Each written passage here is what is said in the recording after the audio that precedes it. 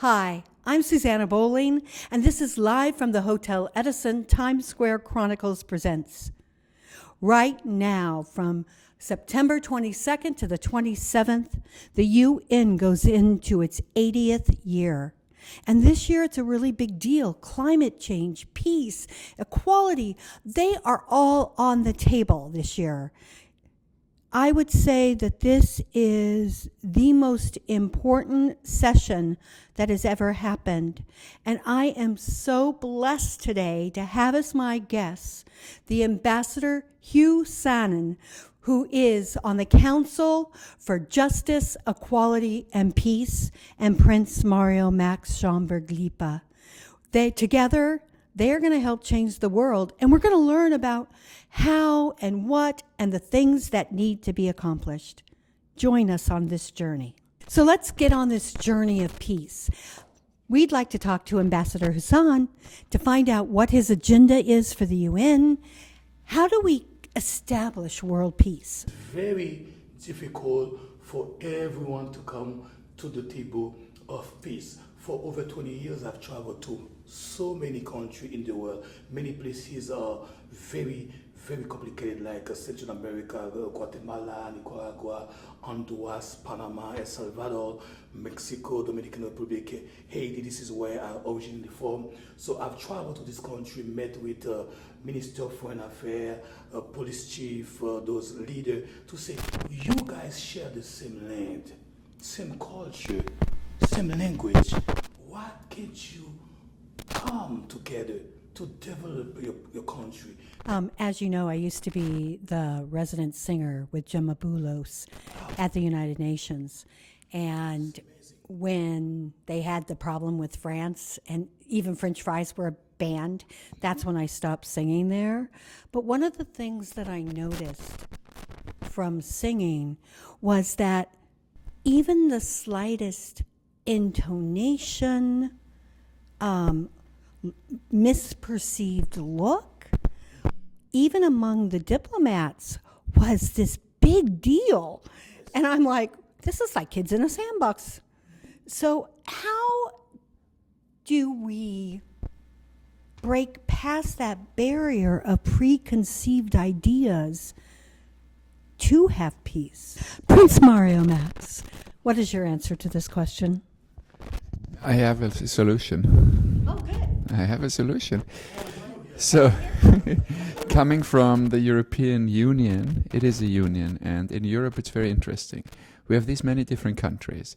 Everybody has a different look. Everybody speaks a different language. Everybody has a different belief. And Europe is so widespread when you think about the blonde, white skin Scandinavians all the way up in the north. And then you go all the way to the south to Sicily, the dark skin, the Italian language. So everyone is so different. And we all fit together very well. And it's very close. It's not even like continents. It's countries that are often 20 minutes away, 10 minutes away. When I lived in Europe, the next country the border was 5 minutes away. And the other next country, 1.5 hours, and 3 other countries, 3 hours away. So in Europe, we grew up with this diversity, this difference is beautiful.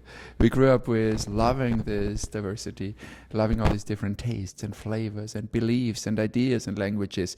And I think it's just an open mind that's needed. And in my family, my relatives are head of state of 11 countries now in 2025. And they've been doing this for a long time. My family comes from 936. There was King Gorm the Old, the Viking king. The second one, the famous one, King Harald Bluetooth, the name giver of the technology, and so on, going to my grandmother, Princess Feodora of Denmark, and then my father and myself. So coming from this long line, I think we've learned a thing or two how to bring peace to the world. And I'm so happy to serve as Global Peace Ambassador and for IPPDR, a wonderful organization that is led by Dr. Andres Bass, and also with my collaboration with His Excellency Dr. Hugues Sanon, who has these wonderful initiatives and a gala coming up, bringing the people together. I feel with these initiatives, we can bring a lot of the spirit of togetherness and diversity is beautiful to the stage. And I will always laugh because, I mean, Dr. Hugues Sanon and me. We couldn't look more different, but we are like twin brothers. We are the closest of the friends. He's so dear to me. I feel about him as family. His Excellency has all these fabulous initiatives. He's such a hard worker. He's so respected. And is a big, big figure in the United Nations. And we are truly brothers. And I feel if we can show the world how the community should work, how we should all work together, countries, people, and leaders can learn a lot, because that's the way to go, and that's the way to bring peace to the world. So there is a way, and we just need to showcase it and motivate people. And I feel everybody should go to Dr. Hugues Sanon's events, because His Excellency puts together events that are impactful, and he brings together leaders from all parts of the world. Another great leader that always comes and joins is Dr. Hong, very dear to me, and he brings all the great Tai Chi philosophy, right, the balance, the Asian philosophies to the table.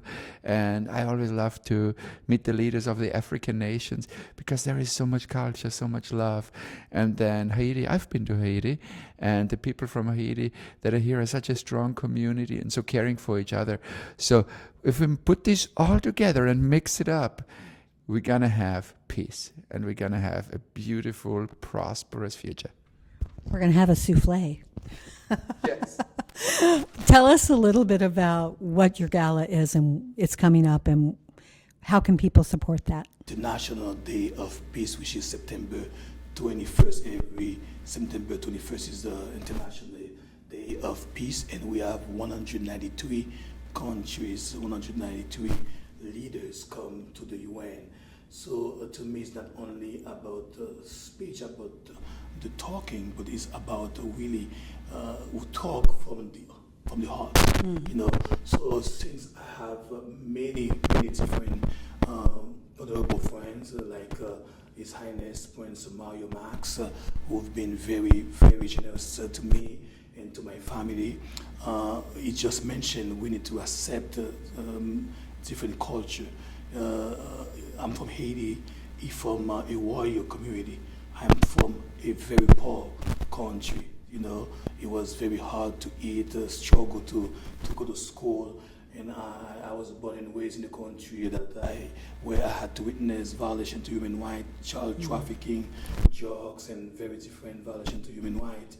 And then I was witnessed my two older brother killed, by I'm so sorry. people. And then so that's how I get involved in humanitarian work and peace.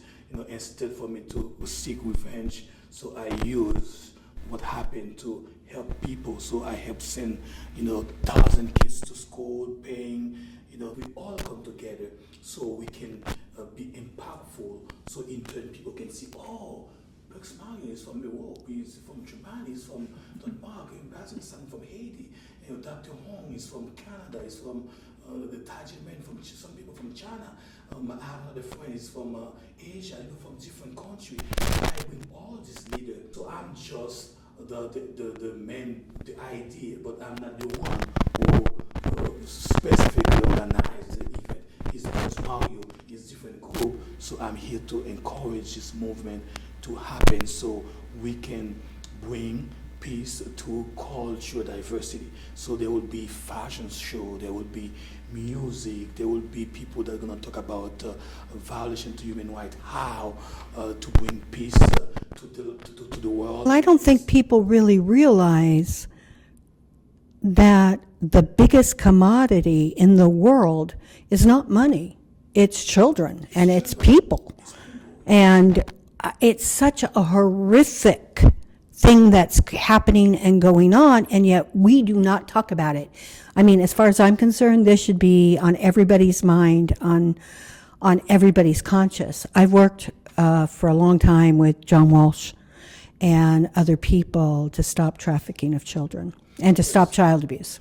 You're talking a kid that's 9 or 10 could become pregnant and be having a kid. Yes, it's happening. A lot. In the world. We've never talked about this, but what do you have to say about this subject? So I've come across the topic and put my voice out for it many times, because, as you know, I'm hosting events from Palm Beach to New York to Los Angeles to Hollywood. And in Hollywood, I've been hosting a TV show for a long time. Yes, all of Southern California and Miami. I just did EXMA, the conference. So what I feel is what you just said, giving a platform for stopping the bad, stopping the dark is one of the most important things. And also, I want to really point out how many great things you do. For me, you, Susanna, you're not only the publisher and the show host and a Broadway star, but you literally are the biggest philanthropist I know of. Because every day of the year, your platform, your Times Square Chronicles, reaching so many people, right? Like 2 million people, boom, readers over readers. You give your paper, you open it as a platform for amazing causes, for causes that are relevant, and for so many charities. And it's so interesting because when we see the famous people we report about in the paper at a convention, at a gala, it's not really about the fame of the people. It's not really about coming together to dance the waltz and eat fancy. It's all about the money that is raised for a cause. And so these reports have so much depth, have so much more to offer. And I always love that the Times Square Chronicles is such a force for helping people, for raising funds for the children, for the animals, for the weak and for the abused. And on the other hand side, also giving a voice to the ones that necessarily won't be heard. And when you point something out, and I know you can be very critical and you're very strong, and I love this, and really all my respect for that. I really want to speak this out, also part of this show, of this podcast, how amazing you are. You're a principle of the good, and I always feel from your energy and how you do it and your sincerity, you're really an angel that has been sent from the universe here to do all these things, because I know how endlessly you work. And sometimes I get a text from Susanna at 2, 3 a.m. because she's still sitting and overseeing her paper and editing. And that's magic what you do. And I just needed to speak this out publicly because I have so much respect for that. Thank you. Well, I think the thing is that we have to not be afraid to talk about the things that are controversial, about having an opinion. I mean, like right now, I am very staunch about the Israeli-Gaza thing, but I'm on the Israeli side. Because when you kidnap people from a music festival and you don't give them back, and oh, wait, you can't because 10 to 1 they're dead. And that's a horrible thing to say, and it breaks my heart to say it. But until that happens and until you give those people back, I'm sorry, I have no compassion for the other side. None. Because I can understand if you hate somebody, fine, kill them. Get it. But when you chop them up, dismember them, and take away their eyes, the babies out of the stomach, their breasts, their genitals, and before that you have to violate them, what is that? That's like an animal. So I have no respect for that. None. And I don't care what country, who you are, or whatever. It's hard to have peace when that kind of animalism exists, because that's not human. People try to fight among each other. So my job is to say we need peace, we need love. So I am against discrimination. I'm against violation to human rights. I'm against war. I'm against, all these things wherever it comes from. So, but I am in between different groups to ensure that they understand we need love and peace and consciousness in order for us to come to the table of sustainability. Well, we're in skin, which makes us feel. And we have emotions and things. And I think a lot of times that gets in the way of being middle of the road down. And I think maybe that's the way we need to look at it. We need to address the emotions, because it's the emotions that drive everything. My two brothers got killed. I could go back to revenge. Exactly. I could go and try to kill back, to destroy back. But I'm like, well, I understand. Okay, because they are so poor, because they didn't have a chance to go to school. So the only way they think is to rob somebody, is to mug somebody, is to kill someone they assume that maybe did them wrong, and they see my body, they assume it's so rich, so they say, oh, this guy is the one that make me so broke because he's the leader of the country, he stole the gold, he stole the money from the country, that's why I was not able. That some people might think that way. So I'm like, instead for me to go towards revenge, let me help send more people to school. Let me buy school supplies. Let me bring joy to the heart. Maybe they will understand they are also part in the community. They are also needed in the community, so they will stop killing people. See, I love that philosophy, because what does revenge get you? Exactly. Nothing. Nothing. I mean, the damage unfortunately was done, but to look over that and to get into another point of view. Yes. There is another philosophy I'd love to share, and it is the neutral point. And that means when we are now in a situation of conflict, wherever it's people, nations, religions, it's like the best thing to sit down neutral and forget the history, because the history is very, very dangerous. It's a big trap. It's dark. It's horrible. And it's deep. Yes, you're completely right. It's like a hole. So if you look into history, you fall into a hole. So sometimes it's better to sit down and start from scratch and begin the talk with, we're here now on the so-and-so day of September 2025. What do you want? What do you want? And what do I want? Then we sit together, and with this neutral discussion point, we can figure out solutions. And I'm a public speaker at many business functions and diplomatic functions as a global peace ambassador. And what I like to do is bring it to a business point, because people love business, I figured out, and love business. And I've done it many times when there were conflicts. I said, what do you want to do? And they said, we want the arts. And then, okay, we started a ballet academy in a region. And then the others said, what do you want? We want jobs. Okay, boom, we brought a company in. So I like to pitch and open doors for businesses, and business does magic.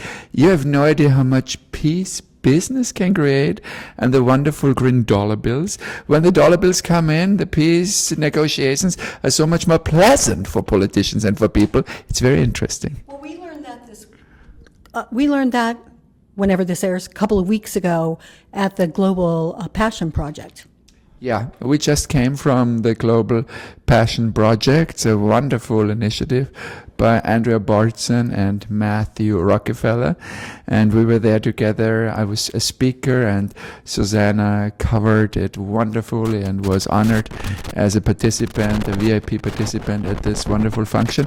And there we learned how literally business and the business leaders bring world peace closer, because they can make a lot of things happen. A lot of people need and love jobs, and then money coming in, taxes. It's interesting. What was so fabulous about this conference, was that a lot of things that were there were about healing the world. Our friend Jonathan Otto, who brings the red light therapy to stop cancer, they had this wonderful woman that created water that is oxygen. Because H2O is really not nourishing our body, so we're all dehydrated. So she literally created oxygen in water.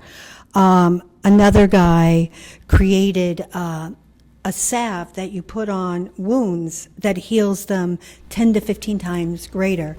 So we learned a lot about a lot of AI stuff that's coming up. Yeah, go ahead. And Cherish Health. I'm very involved into Cherish Health. We both love this. Cherish Health is this Alexa-sized device, plug and play. You unpack it, put it in the corner of a room, and it has a brand new patented technology, and a radar wave goes into the room also sees into the next room, and if somebody falls in your household, it will alert the relatives. If they don't pick up, it alerts the alarm.com center.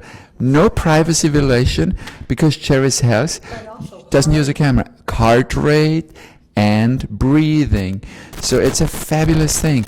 And we said we want this in every household in the world, because then people can stay living at home, and we don't have to be worried that mommy or grandpa at home fell and they lay there for hours without medical help. So that was something that was so needed. And we met Sumit Nagpal, the wonderful founder of this company, so cherishhealth.com. It's launching in October, and I will want one at home and give it to all my relatives. I mean, so there were so many great new products, and you're right, it was a magical conference, and this brings the people together. Yeah, I wish that more people could be at these conferences. Yes, let's talk about the 19th, because we have to wrap it up, and I want you to definitely get this in there.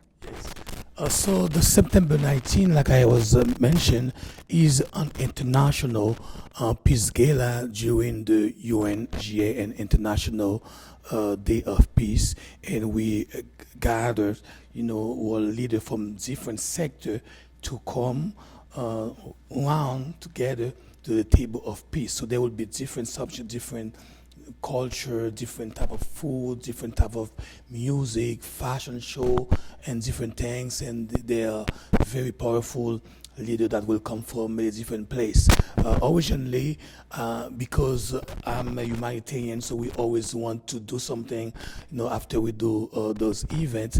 So originally, I say everybody could maybe bring a voluntary donation, but because is so many people want to come, and they all leaders, they all friends, so the door is open, so anybody can come. And if in case someone love the idea, they want maybe donate something, it's fine. We can continue to do great things, because on October 16, we're hosting a global United Nations summit. The Prince Mario Max going to be among the moderator and presenter of the event. Of course, Susanna, you'll be becoming a part now of our circle.